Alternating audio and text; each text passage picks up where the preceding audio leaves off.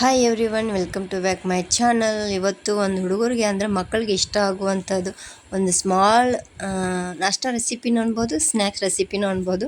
ಇದು ನಾ ಮಾಡ್ತಿರೋದು ಇಡ್ಲಿ ಉಪ್ಪಿಟ್ಟು. ಇದಕ್ಕೆ ಅಡ್ವಾನ್ಸ್ ಆಗಿ ನಾನು ಪುಟಾಣಿ ಪೌಡರ್ನ ಹಚ್ಚಿ ಇಟ್ಟಿರ್ತೀನಿ. ಕೆಲವೊಬ್ಬರು ಒಗ್ಗರಣೆ ಹಾಕಿ ಲಾಸ್ಟಿಗೆ ಹಾಕ್ತಾರೆ, ಬಟ್ ನಾನು ಅಡ್ವಾನ್ಸ್ ಆಗಿ ಇಟ್ಟಿರ್ತೀನಿ. ಇದನ್ನು ಮಾಡೋ ಸ್ಟೈಲ್ ಒಳಗೆ ಡೆಡಿಕೇಟ್ ಮಾಡತ್ತೀನಿ.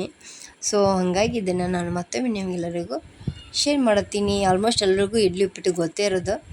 ಸೊ ನಾನು ಸ್ವಲ್ಪ ಡಿಫ್ರೆಂಟಾಗಿ ಮಾಡಿದಿದ್ದೀನಿ. ಸೊ ಹಾಗಾಗಿ ನಿಮ್ಮ ಹತ್ರ ಶೇರ್ ಮಾಡ್ಕೊಂಡಿದ್ದೀನಿ. ಇದಕ್ಕೆ ತರಕಾರಿ ಎಲ್ಲ ಹಾಕ್ಬೋದು. ನಾನು ಇದಕ್ಕೆ ಗಜರಿ ಹಾಕಿದ್ದೀನಿ, ಆಮೇಲೆ ಕ್ಯಾಪ್ಸಿಕಮ್ ಹಾಕಿದ್ದೀನಿ.